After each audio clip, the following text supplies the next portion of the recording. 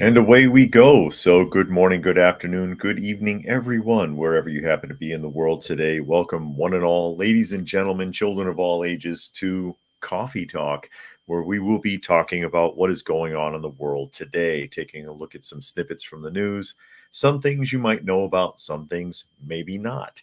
And of course, you can find me on YouTube, the live portion on YouTube at 2 p.m. Eastern Standard Time. Coffee Talk on YouTube, or at Coffee Talk Live more specifically, and Prepper University on YouTube, as well as at Coffee Talk Chat on X, formerly known as Twitter, and Fistful of Radio, fistfulofradio.com. Podcasting out of Atlanta Monday through Thursday at 4 p.m. Eastern Standard Time and Friday at noon as we get ready to jump off here. And of course, as always, I try to read as many of the comments as is plausible. And so I'll go ahead and acknowledge some of the people that have chimed in here thus far. See, Helter is here today. Dragon is here. Donna Beaver says, remember, thumbs up. Yes, indeed. Brian is here. Urban Angst. Jay Sky is here, as well as Velvet Pilot, chiming in so far to say hello this afternoon.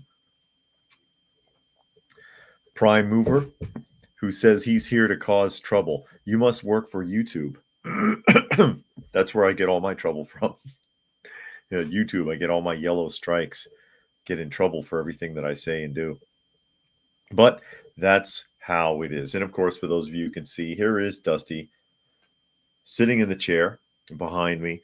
Uncle is in here too. He's laying on top of the boxes. He barely fits.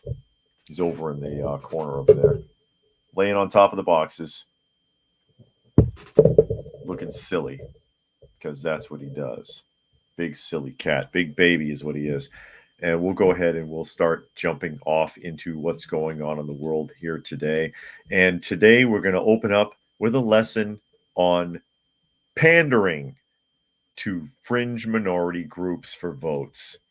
So we're going to jump to New York. We're going to jump to New York, and that is a Fox News article. It says New York's Governor Hochul turns sights to the possible removal of, quote, offensive art of Native Americans in the state capital. Okay. Urban says they severely censor their own comments to avoid sending more YouTube trouble my way. I appreciate it. They'll get you in the comments. But there she is, blah, blah, blah. I'm the governor of New York. I've got nothing better to do than to criticize vintage artwork, antiquated art in the state capital that may be offensive to Native Indians. So getting into the article, New York's Governor Kathy Hochul has turned her sights to Native American artwork in the state's Capitol building, announcing that the artwork will be assessed to see whether it is offensive to Indigenous people. Election coming up anytime soon?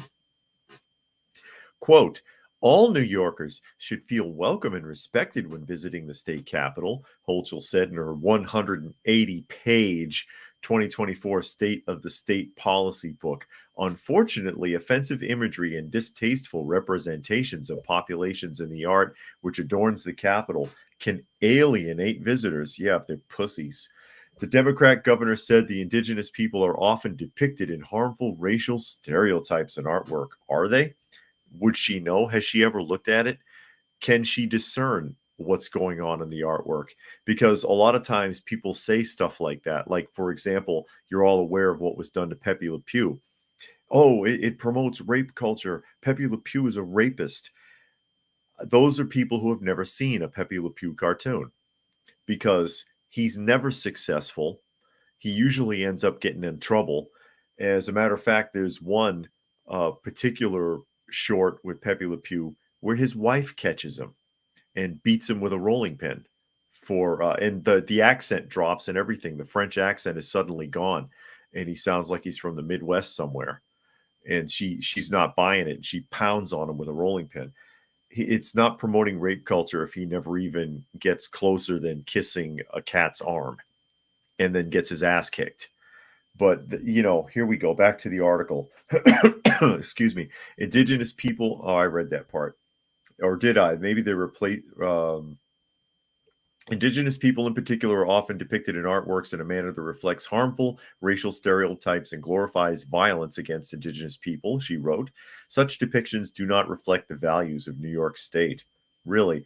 In a press release, Hochul said the offensive imagery and distasteful representation of the state's capital can alienate visitors. And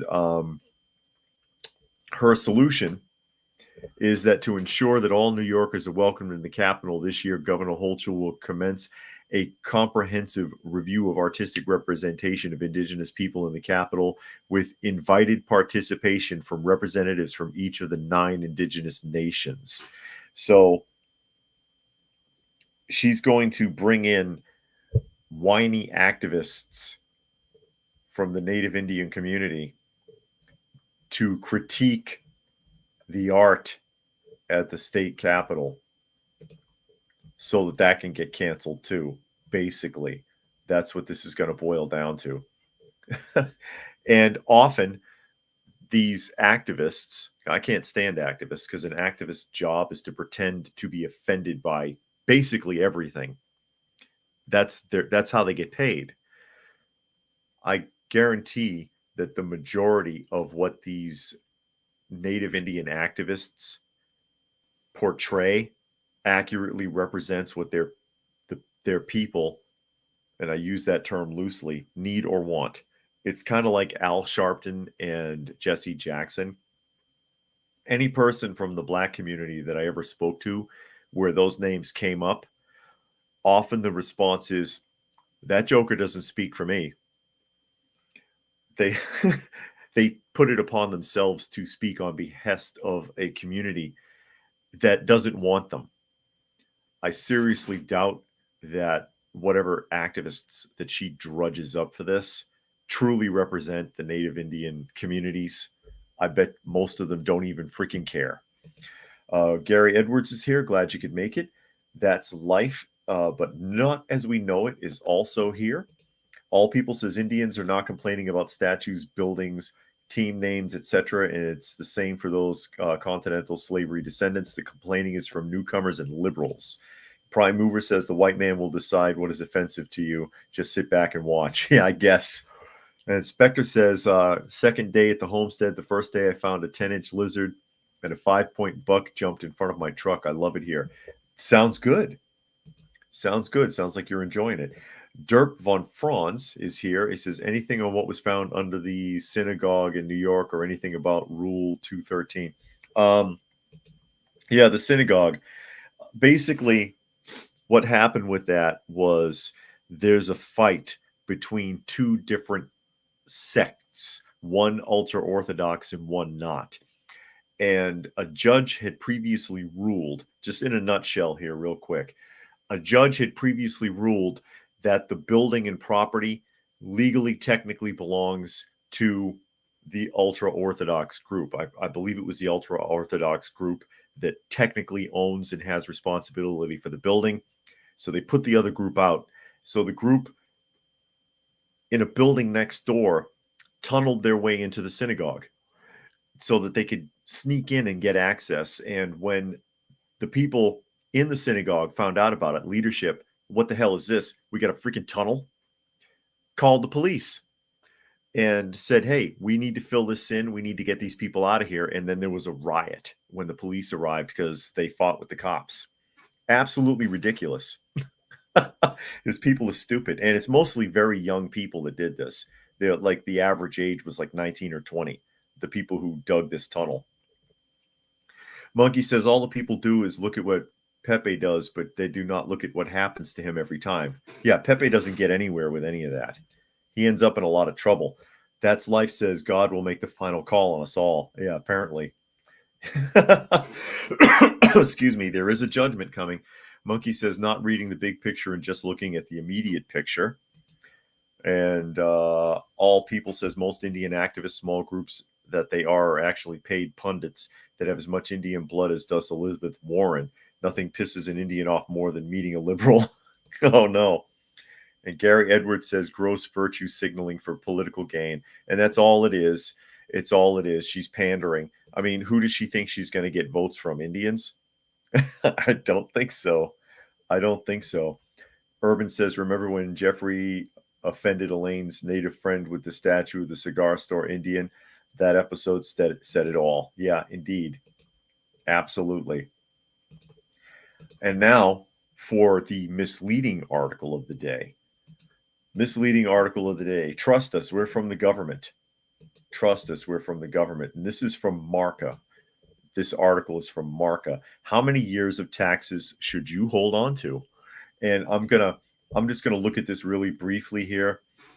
It says limitation period varies depending upon the type of document. In general, the human race can be divided into two classes of people: those who keep everything for eternity and those who throw away everything that is not bolted to the floor. However, when it comes to tax-related papers, a middle ground is usually best.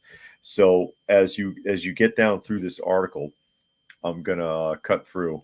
It says, according to the Internal Revenue Service, it's best to retain any tax-related documents until the limitations period has ended. Generally, this occurs 3 years after the due date of the return was submitted or the refund was requested. Thus, you must keep a copy of your original return for 3 years from the date you filed it, or 2 years after you paid the taxes, whichever is later. Instead, retain employment tax records for at least 4 years after the due date. All right. So basically, this Marca article with suggestions from the Internal Revenue Service, which I find remarkable, since they will not give advice. If you contact the IRS, they won't tell you a damn thing. They won't even give you any information on your own taxes. Is that you should keep taxes for a maximum of 4 years. However, the Internal Revenue Service has no oversight. They can go back as far as they damn please. They'll go back to your lemonade stand when you were 5. But they want you to get rid of your taxes somewhere between 2 to 4 years from now so that you can get hemmed up. Is that the idea? I just wanted to throw this out there. This is like, you should hold on to every tax record you ever had. And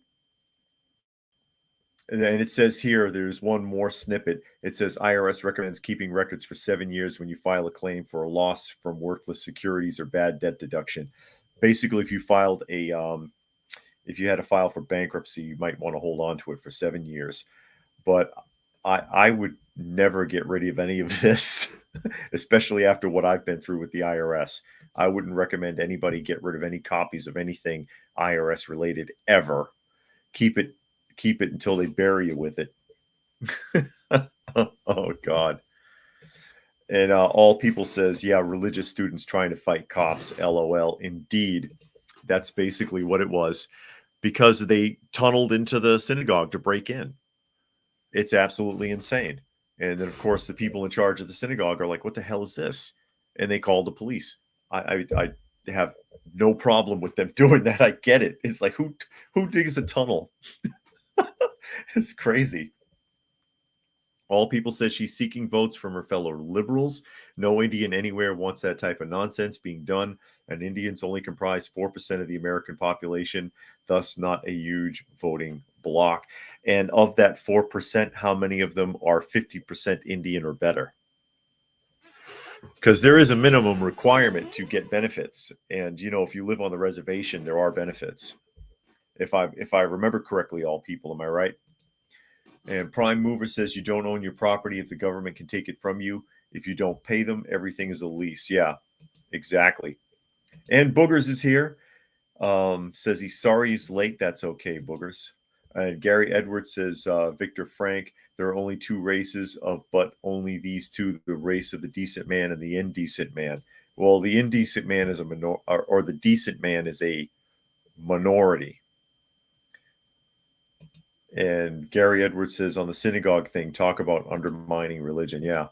Well, just like any groups of religions, they bicker with each other and they don't get along. The only ones that pretend to get along are Christians, and they don't like anybody. I'm sorry. I've seen Christians be really rude and nasty. I can't imagine them digging a tunnel, but I've seen them be really snarky and rude and nasty too. And Stuart is here. Glad you can make it, Stuart. All people says every tribe has a different percentage requirement. But I mean, from the government's perspective, kind of like in Hawaii, you can get a check if you're a native Hawaiian, but you have to be at least 50%, and there's almost nobody left. There's almost nobody left with that falls into that category. As we move around here, something we talked about a bunch recently is Claudine Gay. And this is a Huffington Post article. So I'm going to tell you right now, it's going to be really, really padded. This is going to be about as far left as you're going to get, because that's what Huffington Post is, which, by the way, is AOL. AOL became Huffington Post. So there's Claudine Gay, and it says Black excellence couldn't save Claudine Gay from being on MAGA's hit list. Oh, so she's Black excellence. She represents Black excellence now? All right. Throughout the 2-week firestorm following her remarks at a congressional hearing about anti-Semitism, a firestorm that culminated in her resignation on Tuesday, Harvard University President Claudine Gay had that look, composed but stricken, barely concealed anguish about what was happening and why. The head of the prestigious university had been reduced to a Black person who had committed some transgression and was now being swiftly tried in the court of public opinion. Is that what happened? Okay, Huffington Post. The crime that began with her insufficient response to a set-up question about Jewish genocide expanded into allegations of plagiarism in her academic work. Stop. First of all, it was a straightforward question. She was brought there. It wasn't a setup question. She was brought there specifically to respond to a particular set of questions that she should have been prepared for and was not. She gave technical answers instead of answering the question. She equivocated in front of a bunch of master equivocators, because that's what politicians are, and stumbled, and then issued an apology for not directly answering the question without answering the question, and it wasn't good enough. And it wasn't accusations of plagiarism. It is plagiarism. Okay? The crimes were unrelated, but the plagiarism charge corroded her character more, calling her competence and legitimacy and her very worth into question. It didn't matter that Harvard defended her. Gay had given the wrong answer to white folks and had to pay for it. This is how the media paints this kind of stuff. She gave the wrong answer to white folks. Okay, that must be it. Yeah. It had nothing to do with the fact. Basically, what happened, and I'm sure most of you know by now, because she refused to answer the question, yeah, she pissed people off. And so they dug into her background, and in doing so, discovered plagiarism in the papers that she used in order to achieve her doctorate. Okay? And when you're cheating at the doctorate level, that's something to be said. And I will point out also, since the writing of this article, let me see what the date is on here. It's about 2 days old. 6 more counts of plagiarism have been found in her papers.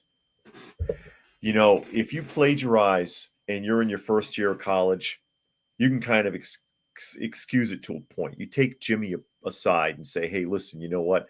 This isn't entirely exactly your work, is it? You need to fix this before it becomes a habit. You know, you teach the person. When you're plagiarizing to get your doctorate, and there's multiple counts, and like I said, they found 6 more recently. In the last couple of days, they found 6 more. That's an ongoing thing. And you know, when you're at that level, when you got 8-10 years of college behind you, maybe more, and you're cheating, that's a problem. It had nothing to do with her not answering questions to white folks, but this is the way that the media likes to portray this kind of stuff. As we catch up a couple more comments here, I see H12 has made it. And All People says, sorry, yes, thought you meant tribal, not federal. No problem, All People. Urban says, Black excellence has never had it so good in American academia. I mean, if she really earned it and there was no question in her papers, she'd still have the job.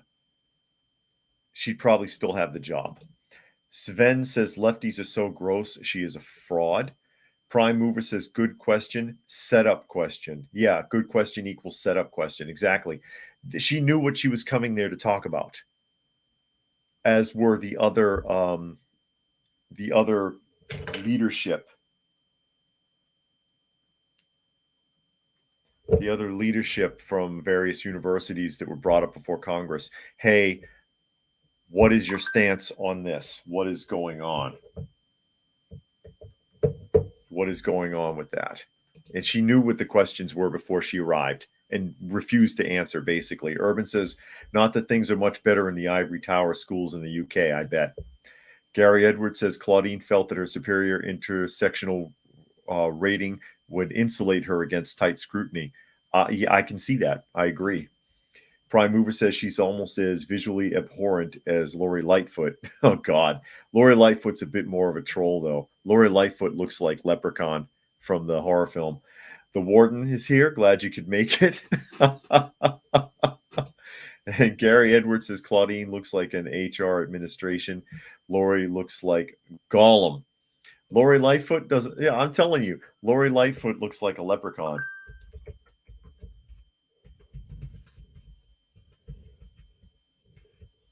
Let me see here. I'm gonna find this for you. I'm gonna do it. I'm gonna do this to you. You asked for it. You're gonna get it now. For those of you who can see,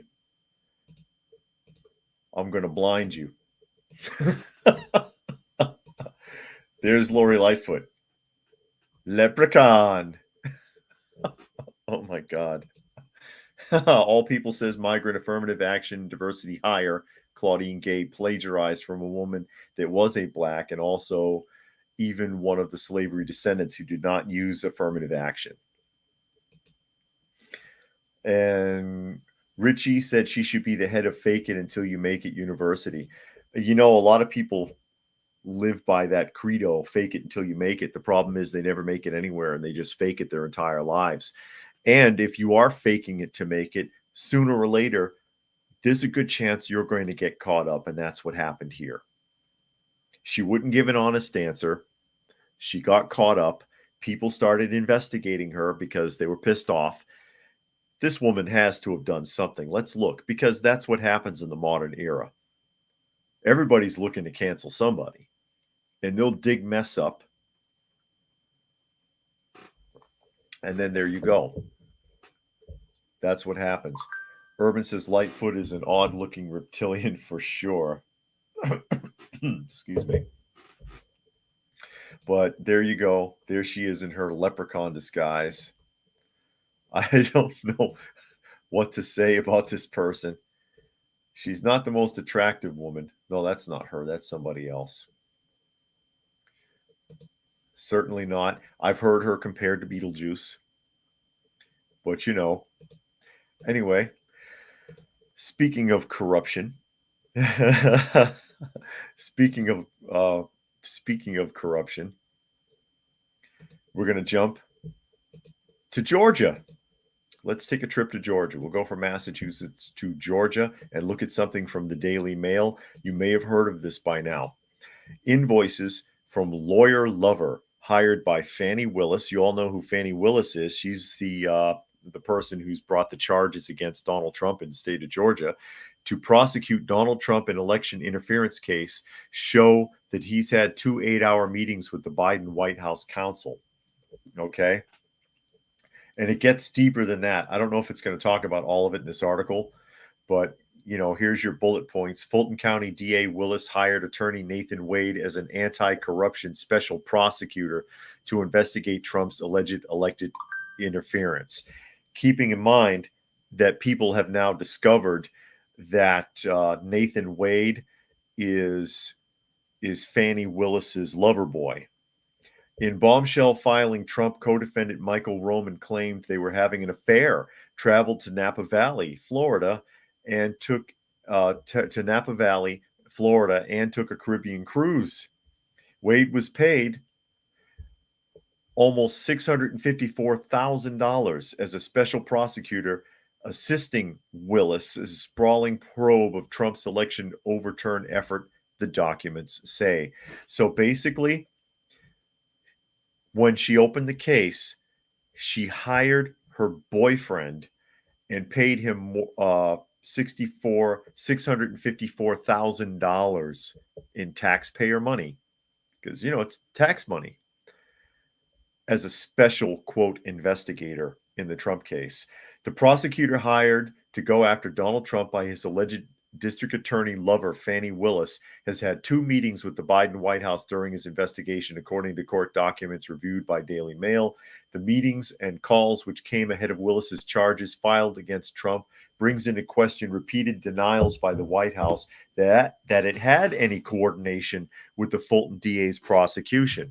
So not only did she hire her boyfriend, but the current executive branch of the government has had meetings and denied that there's ever been any contact. The Fulton County, Georgia DA hired Atlanta attorney Nathan Wade as an anti-corruption special prosecutor to investigate Trump's alleged election interference. In a stunning court filing on Monday, Michael Roman, one of the former president's co-defendants in the fake electors scheme, alleges Willis was in a perpetual relationship with private lawyer Wade, who was paid $654,000 as a special prosecutor assisting her office. Sprawling's probe of Trump's election overturn effort. Nepotism, anyone? Among the documents reviewed by the Daily Mail were Wade's invoices to the DA. Shockingly, they include one bill for an interview with DC's White House for 8 hours on November 18, 2022, and another for 8 hours, including conferences with the White House counsel on May 23, 2022. And there is the invoice. Excuse me. And so this is paid for on top of the $654,000 that he was paid. So this is wow, that's a lot of money. It says team meeting $4,000, strategic planning $6,000, team meetings with opposing counsel $3,500, meeting with the district attorney $6,000, travel to Athens $2,000. Motion out of state witness $6,000, review subpoena $2,000, team meeting and conference another $2,000. So this is a bill for $33,500 in extras. That's incredible, and that's dated the 31st of May 2022. Can't fake that.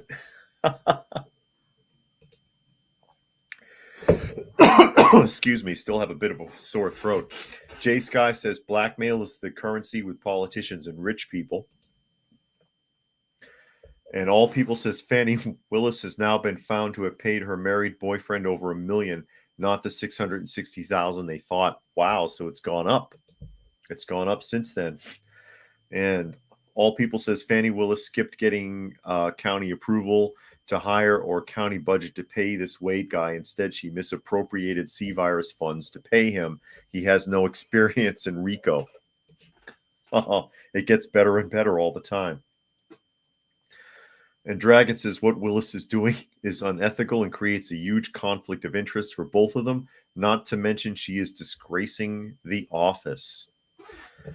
Absolutely. Well, the whole thing is a circus. It's being done deliberately to embarrass Trump and to postpone Trump, to drag him through the mud and cause other problems in general. Merv says it's beyond election interference. It has tentacles that go everywhere to corruption. Excuse me.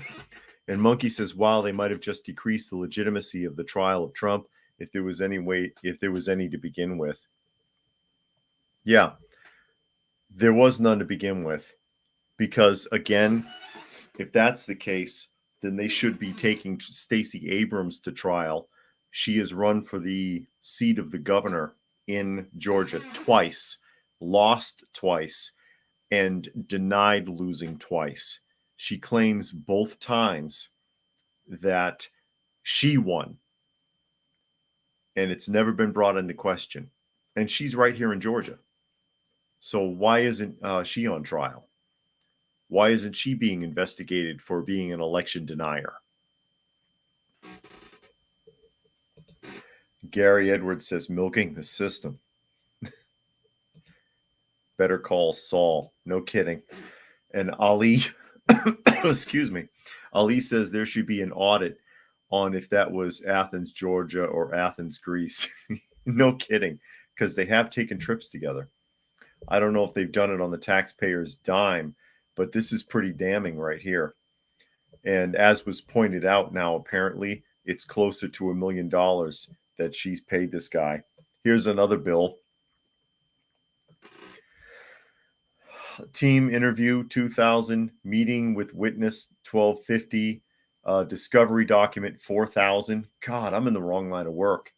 Info session 2000, SPG 2000, January 6th meeting with attorney 2000, interview with White House 2000, witness interview 2000, SPG 2000, meeting with OA, testimony 2000, 2 more SPGs, and this is a bill, an invoice for $25,250. Law offices of Nathan Wade. And this one is dated 19th January 2023. That's incredible.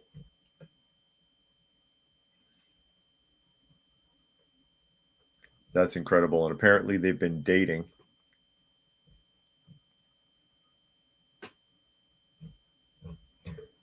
And she hired him. Keeping it in the family, folks. Merv says, I heard that Big Fannie Willis indicted a gangbanger that she had a little love affair with, ? I'm not sure. I haven't seen anything on that, but that wouldn't surprise me. It wouldn't surprise me. As we shift around here, we can shift gears. This popped up in the news today. And this is from Media Feed.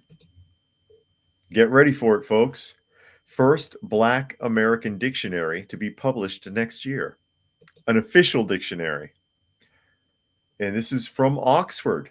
What is the Oxford Dictionary of African American English? In July 2022, Henry Louis Gates Jr., director of the Hutchins Center for African and African American Research at Harvard University, took to X, the social media platform then known as Twitter, to reveal his latest undertaking. He would serve as editor-in-chief of the Oxford Dictionary of African American English, or the ODAE, ODAEE, a research project requiring 3 years to complete. When the ODAE is completed in 2025, as projected, it will provide definitions of words that have so far been excluded from the Oxford English Dictionary, but perhaps more importantly, it will illustrate the way African American English has influenced the development of the English language, particularly in this century and the last. African American English has been the source of terms that everyone in the United States has been using for years in regular conversation, often without realizing their origins. The ODAE will seek to rectify that. You've already been saying something is cool or a cakewalk for years without knowing the origin of those terms, but the new dictionary will both make these terms official and draw connections to their history. If it's accurate, excuse me, if it's accurate, I don't know, just because you say that Black people said cakewalk first doesn't mean that they did, or that something is cool doesn't mean that Black people said it first. And if that is true, there is a segment in the dictionary, in a full service dictionary, that tells you origins. of certain definitions of words, like cool can mean several different things, including that something is likable. That's cool, I like that, or that's it's nice, whatever, as opposed to being cold. And it could just tell you the origin in that descriptor without having to make an entirely separate dictionary. Unless you want a virtue signal, then it makes perfect sense. All People says Wade charged the county on May 5th for $250 an hour, claiming he worked a full 24 hours in a row in that day.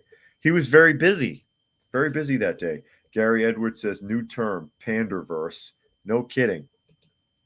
Helter says another great way to keep people divided rather than being brought together, emphasize differences in common language. Yes, indeed. Gary Edwards says heard on a date. Cool it. Yep. Calm it down. And Urban says, I read a fascinating book called The Professor and the Madman about the creation of the Oxford English Dictionary. Their main contributor was an inmate in a bona fide insane asylum. Interesting. You sure Blackadder didn't contribute to it? when the guy who wrote the dictionary couldn't find the word sausage. For those of you who are familiar with Blackadder, Rowan Atkinson, I don't know if you know that one or not. Some of you might know it. And Dragon says this is the official Urban Dictionary. And there is an Urban Dictionary that has all slang in it. Prime Mover says most non-dictionary slang is simply Southern, not race-based. And All People says the BBC did the same thing last year with Jamaican patios. That's where Gates got the idea. Gates is referring to Caribbean American English, which he relabeled as African American. He's full of it. Okay. Well, I mean, he's another highbrow academic, thinks he knows everything. And he wrote a dictionary, and that's money in the bank. Or he was editor-in-chief of a dictionary anyways. And that's money in the bank. It'll sell. It'll sell. So we're going to roll over to Maryland really quickly here. Speaking of wasting money, National Review has this article, Maryland School District amassed exorbitant legal fees defending mandatory alphabet mafia curriculum. There's been a lot of trouble in Maryland with all of this. And there's some important points to be made in this article. Maryland's largest school district drove up its legal expenses by 548% last year, hiring counsel to investigate the school's district potential cover-up of sexual harassment and defend the district against parental complaints over mandatory alphabet mafia curriculums. Montgomery County Public Schools has so far spent $412,544 more on legal fees this fiscal period than last, due to substantial litigation on two separate matters pending in federal court, according to the district's most recent legal fees report. The district spent $75,191 on legal fees in July-August, and that's 2023, and $487,735 in July, August in 2024. That's a big jump. MCPS has been involved in two high-profile cases since last year. Malmud versus McKnight, which challenges the district's refusal to allow parents to opt their children out of sexuality and gender curriculums, and an investigation into the district's alleged cover-up of a principal's decades-long sexual abuse records. So you might remember that this is one of the districts in Maryland that the majority of parents voted, or the majority of parents signed the waiver to opt their kids out of alphabet mafia curriculums. They didn't want their kids taught that stuff. Something like 96% of the parents opted out, and the school board voted to take away the parents' rights to opt their students out of a certain line of curriculum. So the school's being sued for that. The parents have gotten together and they're suing the school. Also, they're having a problem, as was pointed out here, with one of their principals apparently has been molesting kids for like 20 years. And the school district has been covering it up instead of dealing with it. And that's a huge problem. It says, and this is an important point here, Wilmer Hale, the law firm representing MCPS in Mahmoud versus McKnight, cost Maryland taxpayers $195,184 in legal fees, while another $195,626 went to Jackson Lewis, the Baltimore firm MCPS hired to investigate significant allegations of harassment and bullying involving one of their principals. So they covered up for one of their principals. They took away the rights of parents in those districts, and they're spending hemorrhaging tax money on legal fees trying to beat it back.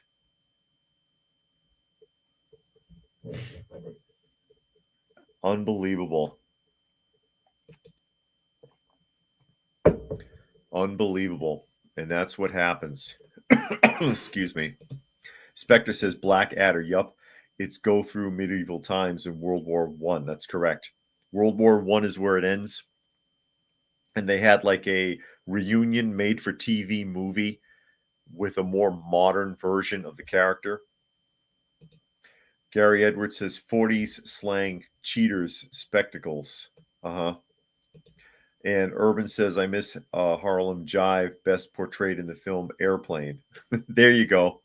And Gary Edwards says, teachers, leave them kids alone. Pink Floyd said that. And yeah, there's a lot to be said about the indoctrination that goes on in public schools. Dragon says Maryland needs to focus on core curriculum. 23 Baltimore high schools have 0 students proficient in math. It's a shocking result for one of the highest funded public school districts in the nation. And you know what's interesting? The school districts that make the most money have the worst performance records. Have you noticed that? Gary Edwards says Animal Farm, Napoleon the pig abducts the puppies and raises them himself as an enforcement arm. Correct. And then Urban says that although age discrimination is illegal, I would guess many small businesses will give preference to older job applicants, especially if it involves counting cash or counting anything. Yeah, these younger people, they don't want to work. They don't want to work. I mean, an older person may be a little slower, but at least he'll do the job. Helter says private school is the only option at this point. Well, homeschool, again, in my opinion, a homeschool should always be your first option. If that's not possible, private school. Private school should be the follow-up option. Public school, I mean, if you have no choice at all, then you've got to debrief that kid every day. Every day. Don't ask them how their day went. Don't ask them what they learned, because they didn't learn a damn thing. Find out what they tried to program into that kid that day and undo it. But this is terrible. This is an incredible waste of taxpayer money. Almost $500,000. Almost $500,000 in legal fees to screw parents over and to cover up for somebody that was hurting kids. That's your tax dollars at work, ladies and gentlemen. And speaking of schools, one more here. Comment. Jay says, I homeschool my 2-year-old. He's already so far more advanced than other kids his age. Well, that one-on-one contact instead of that farming mentality that you get in public school. And private schools, again, part of the reason why they do better is because they're smaller populations of students. The more kids there are in a room, the harder it is to focus on anything. But we're going to jump to New York. I'm sure you might have seen this story by now. Fox News article: New York City high school students are forced into remote learning as 2,000 migrants are now being sheltered in the schools. Excuse me. You got to love it. Nearly 2,000 migrants are being sheltered in tent shelters in New York City, are being transferred to a nearby high school where the students will have to pivot to remote learning due to the disruption it is causing, sparking outrage from residents and local politicians. Way to go, Eric Adams. Way to go. We'll see if you get elected next cycle. New York City Mayor Eric Adams' office said it is moving 1,900. It's more than that.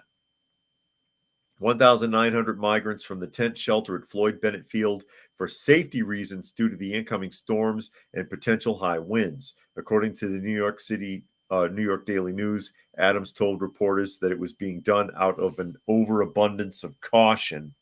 We want to make sure people are safe, he says, but it is controversially moving them to James Madison High School, which confirmed it was being used as a temporary overnight respite center and would be closed as a result on Wednesday, with students being forced to pivot to remote learning as a result. And we all know how well that remote learning worked during the C virus shutdowns during the pandemic. The remote learning pretty much put the nail in the coffin of public school. In a statement, Republican Councilwoman Ina Vernikoff called the move unacceptable, arguing that Floyd Bennett's field is not sustainable housing facility. Our public schools are meant to be places of learning and growth for our children, and indoctrination. And we're never intended to be shelters or facilities for emergency housing, she said. New York City Comptroller Brand Lander, a Democrat, said that placing migrants at the Floyd Bennett Field highlights the mismanagement and waste of money that is all too present in City Hall's approach to shelter and services for asylum seekers. Illegal immigrants is what they are. The New York Post reported how the move has infuriated parents of students of the school, with one woman screaming at the buses as they arrived, "How does it feel that you kicked all the kids out of school tomorrow?" I'm sure they would care if any of them spoke English there, sweetheart. That's kind of a waste of time to sit there and yell at the buses. This is hilarious. Excuse me. All People says with the homeschooling grouping cells, parents can team up with other homeschooling parents that may be experts in certain areas. Yeah, there are resources for homeschooling where parent groups will help you. Monkey says even if the New York City mayor gets voted out, it's just going to be the same thing but worse each time till people finally realize they shouldn't vote for the things that's ruining them. Yeah, I know. It's kind of like what happened in Chicago with Brandon Johnson. I mean, they voted out Lori Lightfoot, and Brandon Johnson is as bad, if not worse, than Lori Lightfoot. Prime Mover says there's a point to which it's obvious the intent is to destroy our country. Nobody screwed up this often by accident. Yeah, I can believe that there's a secret plan to undermine American society and unravel it. And again, the idea from these people is that they're going to tear down what there is now and they're going to build something new on it, but they're not going to be able to control that. It's going to fail. Dragon says this sets a precedent. Replacement migration in real time. Eric Adams going to still find a way to blame Greg Abbott for this one. Yeah, it's his fault. It's Greg Abbott's fault. Greg Abbott's fault. Gary Edwards says, future grandparent lecture. I used to have to march through miles of illegal hazards to get to my homeroom. Yeah, I know. Because that's not safe. You don't know who these people are. You don't know where they're from. The majority of them are not from South America. They're from everywhere else. They're from the Middle East. They're from Africa. They're from Asia, China, mostly. They bring their bad habits with them. Stealing, fighting, other things that I probably can't mention. There a lot of them are unsanitary. They come from unsanitary backgrounds, and they have physical habits that would be unacceptable. I'm sure any of you who've ever been in the Middle East have had to deal with people spitting constantly, even indoors, spitting on the floor, spitting on the carpet. They just spit anywhere. Anyone been in the Middle East and seen that? Helter says the New York City Hall statement says that all the health and safety of migrants is always a top priority. It's obvious it's a higher priority over the health and safety of its legal tax-paying residents. And therein lies the problem. Therein lies the problem. All People says they are purposefully sending migrants to large urban blue areas so that the blue states get even more congressional reps for the uniparty. Yeah. And that does tie into it too, because if they are counting them as citizenry, even if they are illegal, it pads numbers. Monkey says, I bet the kids love being at home doing school remotely since the kids are mostly there to socialize. Yeah. But they don't do the work. They don't do the work. And I see cruising. I don't think cruising is in here today. Cruising works for the public school system in Florida. And they'll tell you that the remote learning doesn't work. I also, I know a couple of people. I haven't spoken to them in a while now that I come to think of it. But I know a couple of people that work in the public school system in Georgia, and the remote learning was a complete waste. That they would do the remote learning, and half the kids wouldn't show up, and the ones that did, you're sitting there looking at blank screens on the profiles because they turn it on and walk away. They figured it out. This is why public schools, now that the kids are going back, are having such a hard time, because those kids, the bulb finally came on for a lot of them. Hey, yeah, public school is bullshit. I'm not learning a damn thing. What am I even doing here? It's a waste of time. I'm not learning anything. I don't like being there. Why bother? Why bother to go? And from that perspective, I've got to agree. I figured it out in junior high school. In junior high school, I used to play hooky all the time. I hated it, and I wasn't learning anything. Most people don't get that. Most people don't get that. Monkey says, I bet the kids I read that. Urban says spitting on the ground is one thing. In British Columbia, many Chinese immigrants do the nostril plug and blow technique to propel their nose goblins onto the pavement right in front of everyone, causing disgust. I've seen that. That is something that you get from some of the Asian communities, especially around China, in China and around China, where they'll do that right out in the open. They'll blow their nose into the air. And Gary says, welcome back, Cotter 2024. Yeah, welcome back. Well, it was a remedial class. Welcome back, Cotter. But yeah, those kids never would have amounted to much of anything. And as we roll around here, we're going to jump to California, because this is actually kind of important. I bring it up every time I see a story like this, and this is from DC News Now. Avian flu surges in Northern California, threatening national poultry and egg supplies. I get suspicious every time I see one of these stories. Farms across California have had to euthanize several million chickens and ducks in recent weeks as a wave of avian influenza threatens to upend national poultry and egg supplies. While cases of the disease have been cropping up throughout the U.S., agricultural hubs in Northern California have endured the greatest losses over the last month. Now, this has been going on all year, and this happened a lot last year. And you remember poultry and egg prices went through the roof, and they're about to go up again. The FDA says you got avian flu, kill all your chickens, and then the farm has no choice, and they dispose of them all. I'm sure that the illness has nothing to do with the fact that they live in extremely packed quarters. If you've got 250,000 chickens in a pen, that's pretty disgusting. Excuse me, and you're eating that.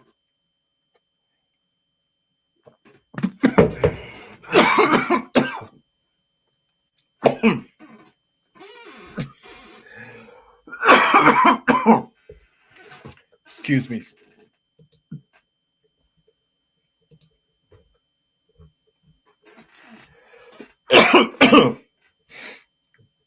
Swallowed wrong. Excuse me. It says there's economy of scale and common agriculture including poultry and avian disease specialists at the University of California, Davis. So as of midday Friday, about 10.62 million birds in 63 flocks nationwide have been affected by highly pathogenic avian influenza outbreaks over the past 30 days, according to the U.S. Department of Agriculture. So they killed them all. They killed them all because the Department of Agriculture said so, because the FDA said so. And Gary said, expect expanding egg prices. And Prime Mover says it's kitty show and tell time. Yeah, probably because I'm losing my voice. I swallowed wrong and now I'm screwed. Monkey says I've gotten the cold too, but it affected my voice. So now I have a weird cough along with the hoarse voice. And Eric says I have zero tolerance for any kind of torturing of animals. Yeah, they live in miserable conditions. They're not given an opportunity to develop an immunity.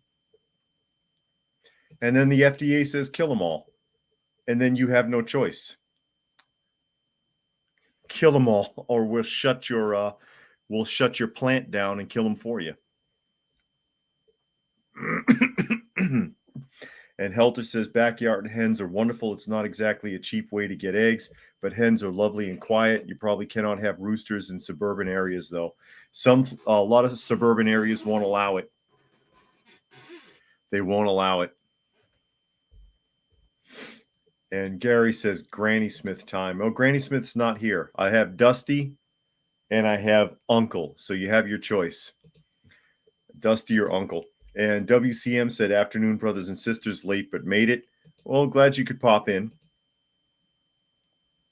And H12 says, somewhere lots of freezers in tunnels are filling up. Lots of freezers in tunnels. But I always hate seeing that. I hate the conditions that the poultry are kept under anyways on industrial farms. They're horrible. The conditions are horrible. They're diseased. They're tormented. What a miserable existence to live like that and then be slaughtered. And not just the chickens, ducks, turkeys, cattle, pork, pigs. It's terrible conditions, but that's how they're treated. That's how they're handled. That's how they live, unfortunately. And they get sick. No surprise.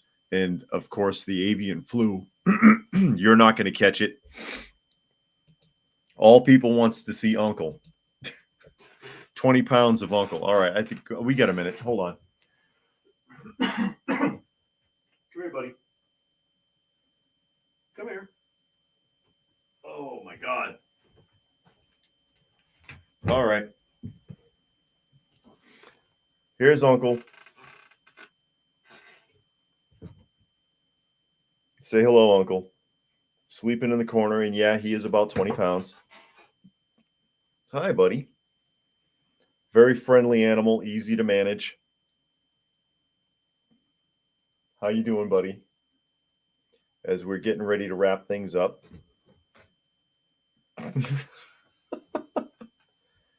Hey, buddy. How you doing? So I will go ahead and sign off for the day. We're at the top of the hour.